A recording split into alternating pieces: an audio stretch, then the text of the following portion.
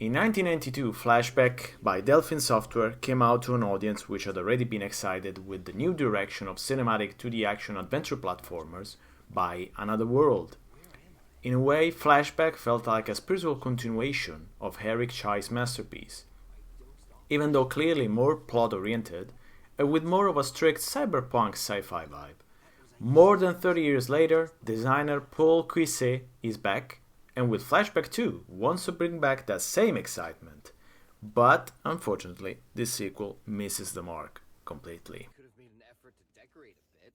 If you remember, there was already a Flashback sequel, Fade to Black, released by Delphin again in 1995. But if you remember that, then forget about it, because Flashback 2 ignores that game completely. The game instead picks up the story from the end of the original 1992 title. We meet Conrad B. Hart floating into space and crash landing on a planet, where he learns that his scientist friend has disappeared and, with the help of the AI augmented pistol Aisha, has to meet back with him and find out what's been happening. Basically, he'll have to stop the invasion by those aliens, the Morph, those that can turn into humans and are led by, General Lazarus, yes.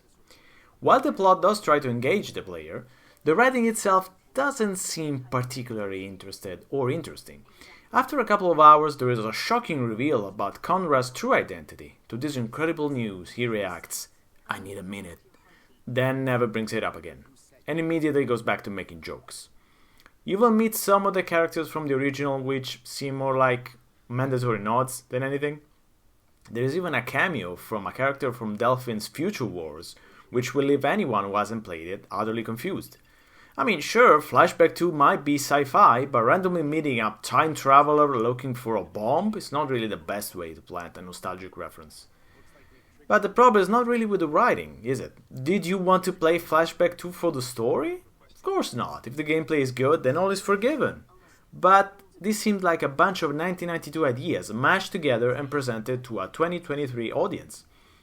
So the problem with Flashback 2 are not the controls that can be remapped or the lack of graphical options beyond low, medium, high. It's really because most of its mechanics don't really make much sense or are even entertaining to begin with. The gameplay takes place on a 2 5D plane, which might make sense in explorable locations, but for action sequences it makes everything confusing and feels just badly designed. Now, Conrad can use stealth in certain sequences. This does not allow you to perform stealth kills, but you can at least avoid being detected by the enemies. Fine, that's all well and good, but since most enemies go down in 4 or 5 shots maximum, and you have unlimited ammo, and you have a shield, and there are plenty of medkits, why would you want to waste time crouching around? Seems Flashback 2 is aware of this, since at the end of these sections, even if you've performed them perfectly, it will send waves of 10 to 15 enemies towards you, and you have to kill them all to progress anyway. So much for remaining undetected, I guess. But then again, enemies don't really seem to know where you are most of the time. They will be alerted if you shoot around, but not if you're shooting them directly. If they see you while you're crouched or in stealth mode, they will look in your general direction, then continue with their patrol. Apparently they haven't seen you enough to be alerted, I guess. So the first part of the game is spent traveling between 3 locations with nothing much to do except what the plot strictly requires you to do. To move between these locations, you hop on a bike and travel on a blind loop circuit while the game reminds you of RT to accelerate and LT to brake each single time you use it, in case you forgot. You will have to complete missions to gain credits to buy a mech to fight, because a local mafia boss asked you to. Apparently someone who just met Conrad for a whole 5 seconds randomly agreed to lend him money and complete Fate to fight in a mech against Shark Fu?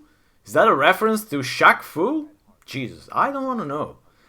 So, we travel around these locations, completing exciting missions such as delivering packages and killing the usual robots. Then we have to save a little girl from her laboratory invaded by monsters. Sounds good, especially the part where you have to get her teddy bear to make her trust you.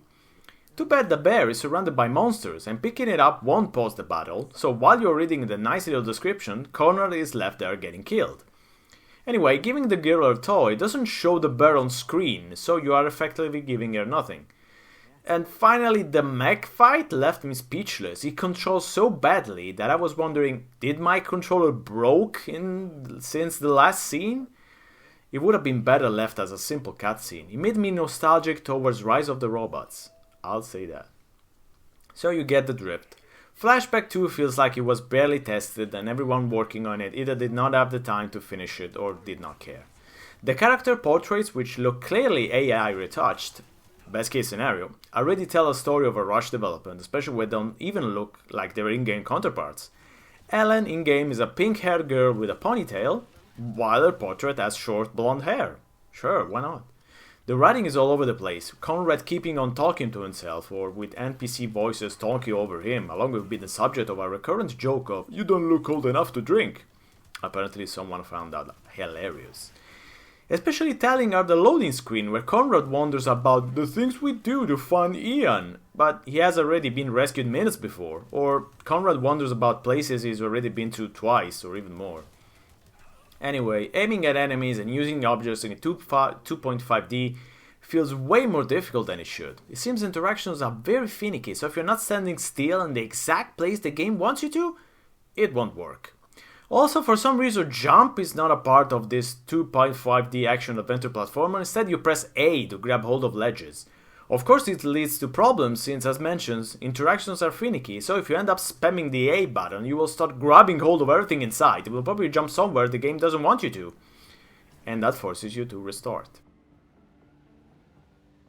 Now, I don't want to say that Flashback 2 is unplayable. Generally, it is possible to progress through it, but in its current state, in case it wasn't abundantly clear, it is quite bugged. I had to restart whole sections several times because the character was supposed to open a door had disappeared into thin air, or the game just wasn't triggering the next scene or spawning the enemies. This also often leaves you wondering about doors that won't open. Are you missing a key, or Flashback 2 crapped itself again? Who knows? Performance is also quite a problem with constant frame drops on a PC that runs most modern games with no issues. On the deck, it's even worse. The game often dropped to 30 FPS and cutscenes would not play for some reason. I had to skip them. While I imagine a patch can fix at least some of these technical problems, at least allowing you to remap the controls and the bugs, even if Microids put on a lot of work, this would barely make for a decent indie game. But since this is priced at €40, it is really hard to recommend in its current state, even if you're a huge fan of Paul Cuisset's work, which I am, honestly.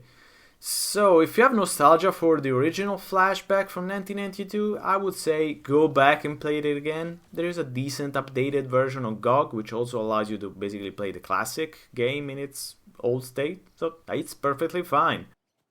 If instead you're looking for a 2.5D game in the same style of Flashback but don't want to play the original, I would recommend Shadow Complex Remastered instead. That's a much better game. So leave Flashback 2 alone, it has suffered enough. So this is Damiano from Voxel Smash and I award Flashback 2 4.5. This attempt at bringing back a 90s franchise falls short because of so many gameplay technical issues and shoddy writing. Leave it back in the past.